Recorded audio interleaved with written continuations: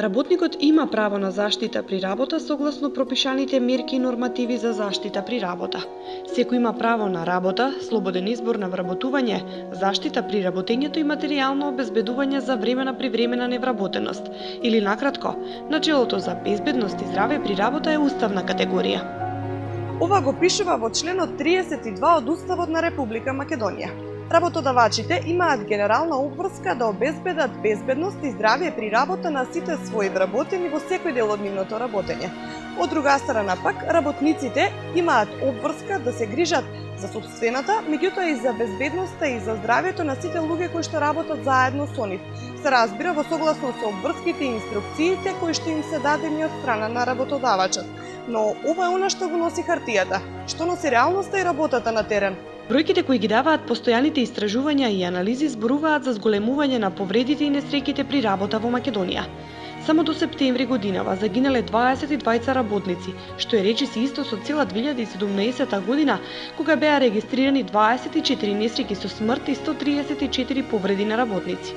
На крајниот исток од Македонија пак, последните официјални податоци од минатата година зборуваат за 8 регистрирани несреќи при работа, од кои 5 завршиле со смртни последици. Иако во овој дел од Македонија во последните 5 години бројот на несреќи при работа значително е намален, сепак има семејства кои се уште чекаат судска правда за себе или за нивни блиски членови кои трагично загинале на работните места. Во регионов, најнов е случајот со повреда на градежен работник од Делчево кој зад себе има 45 годишно работно искуство. Работејќи како кранист на изградба на мост минатата година при монтажа на кран, дошло до попуштање на тлото и превртување на дигалката. Соговорникот бил приморан да скокне од кабината при што ги скршил долните екстремитети. Ангажираните инженери утврдиле дека се било поставено според прописите, па случајот од обвинителство е заведен како несреќа при работа, но процедурите за исплата на штетата и крајен исход од случајот се уште во тек. Дојде до превртување на кранот. Имаше тука многу луѓе, јас прво викав да се разбегаат луѓето, значи ги спасував луѓето што беа околу кранот. Кранот дојде во таква позиција да веќе летне во провалија и тогаш скокнав од него. Така дојде до повреда при неговото скокање кранот. Значи прво гледав да ги расчистам луѓето што беа околу него. Тоа беше превртување, отидеше полека постепено, не наедношта од раководните лица. Таа ми обеќа дека ќе ми биде исплатена оштетата и уопште по целото време на лекување. Таа оштета ќе биде исплатена и... Исплатена ви беше? Не, уште, jer тоа се случува после 6 месеци после лекувањето, значи. Треба да се една комисија во фирмата и следуваат постија процедури. Сега делам дека ќе биде све окей. Така ми е барем обечено и така и се поставува до сега во фирмата. Но судбината не била иста за две семејства од македонска Каменица кои изгубиле двајца членови од семејството и кои после неколку години очекуваат правда и докажување на вистината за тоа како загинале нивните блиски кои работеле како рудари. Велат дека годините им минуваат во болкани судските лавиринти. Единствениот одговор кој го добиваат од судовите и јавните обвинителства е дека не постојат елементи на кривично дело кое се гони по службена должност и затоа не може да се продолжи со истрагите. Велат паричната оштета не е доволна, туку бараат судска правда за случаите. Да губи здрав и прав човек и заедно многу тешко за живот. На децата им не достигат татко, на внуците дедо, а на мене сопруга никога. Што и да ми дадат, како и да ми дадат, него да ми го врнат. Очекуваме и од обвинител, одиме, молиме го, отдуваме, ама од ништо не изјави. Правда, не. Нема шанси за правда, зашо се задашко, ние плащаме со скрв, невини луѓе одат наши. По смртта на мојот сопруг сакам да испадне, да излегне вистината на виделина.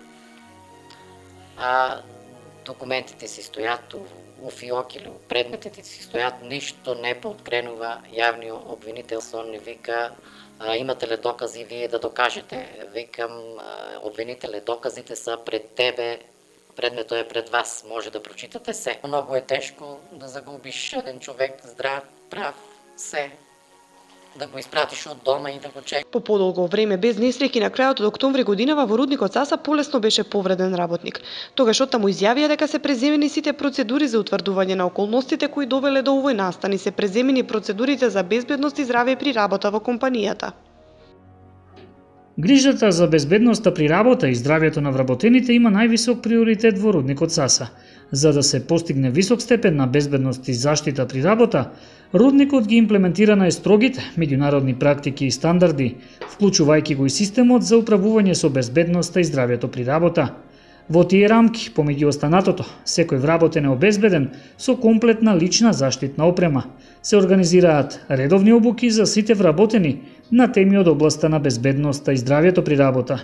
Воведени се задолжителни редовни медицински прегледи на сите вработени. Формиран е диспечерски центар за континуирано следење на состојбите во рударските јами и останатите постројки. Целосно е опремена амбуланта со постојано дежурство на медицинско лице, како и санитетско возило со комплетна опрема, стои во соопштението од рудникот за олово и цинк Саса. Според професорот по трудово право доктор Војо Беловски, законот за БЗР кој е донесен во 2007 година и покрај многуте измени кои ги претрпе во овој период од 11 години е добар и е добро синхронизиран со европските регулативи. Беловски истакнува дека она што сепак е најважно е тој да се применува адекватно и од работодавачот и од работникот. Ние имаме лекс генералис, закон за работните односи, лекс специалис, закон за безбедност и здравје при работа, имаме многу правилници. Зависи од дејност.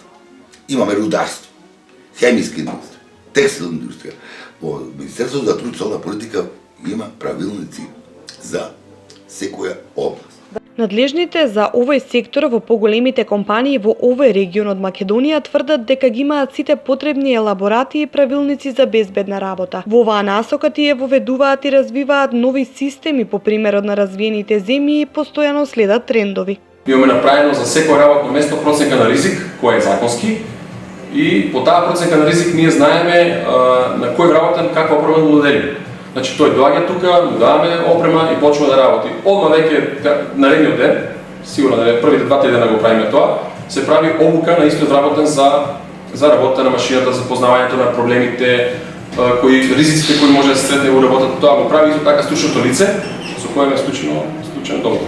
Знаеме, дрвната индустрија, да, има доста машини, може да настанат многу проблеми, како што кажа преска, дека има многу доработки и поправки на производите, затоа има и повеќе ризици, но со таква опрема и со секојдневно укажување на работниците како да работат, како на што да внимаваат, тие работи гледаме да ги потргнеме на најниско ниво. Постојано Винербергер одржува разни конференции, разни аудити, работилници на интернационално ниво во кои што се споделуваат сите тие добри пракси, некои нови методи за на работа, се вршат разни обуки. Исто така имаме портал во кој што се споделуваат сите исто новитети, разни документи што треба да се извршуваат, доколку има некоја несакана негода било каде во било која фабрика во светот на Винербергер, се е тоа споделено, значи ние после го преведуваме на наш јазик, се вршат обуки врз работниците, да им се укаже на сите опасности кои што се доаѓаат, што може да се случи. Има како cross-country аудити, во кои што лицата задолжени за здравје и безбедност при работа прават аудит во некоја од соседните држави. Со тоа исто таму се укажуваат на некои неправилности што би ги забележале, и тоа и се споделуваат различни мислења и се земаат некои добри пракси. Соработката со странските партнери изискува поголем дел да обрнеме на поголемо внимание да обратиме на работата и безбедноста во нашата фирма, и од таа страна ние имаме и повеќе елаборати за заштита и безбедност при работа согласно домашното законодавство и европските регулативи. Благодарение на мерките кои што ги спроведуваме во делот од заштита и безбедност при работа, до сега немаме никакви повреди при работа. Се надеваме дека така ќе биде и во иднина. Во областа на безбедност и заштита при работа, значи ги применуваме сите мерки кои ги бараат нашите македонски закони, меѓутоа применуваме и устови кои ги бараат и и инопартнерите, пошто работиме ние 100% лон систем извоз за Швајцарија и Австрија, и сме и приморни да ги примеруваме сите европски стандарди во оваа област. Професорот Беловски смета дека паричните казни се секогаш ефикасен лек за несовесните одговорни лица. Според него, казните во Македонија се доволно ригорозни за надлежните да не се осмелат да ги прекршуваат пропишаните одредби. Но и покрај тоа, за да се подобри генералната слика како во Македонија, така и на истокот, потребна е вклученост од сите страни. Со дополнителна едукација, обуки и проекти се прават напори за работите да се променат. Во оваа насока, подобрувањето на работните услови и мотивираноста на работниците се клучни за компаниите континуирано да учат и да создаваат безбедни работни средини.